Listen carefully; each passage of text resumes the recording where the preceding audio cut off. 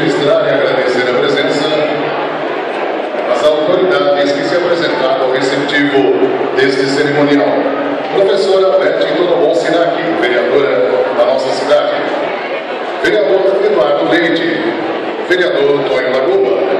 Senhor Leandro Laranjeira, secretário de Comunicação. Senhor Hélio Tomás Rocha, superintendente da CRAISA. Senhor Antônio Renan Reis, secretário adjunto de Administração e Modernização. Senhor Antônio Zanon, secretário adjunto de Cultura.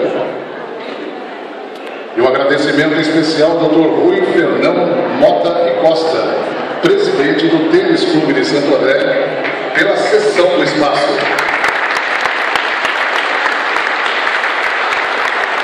E também agradecer a presença do senhor Luiz Turco, presidente do Partido dos Trabalhadores de Santo André.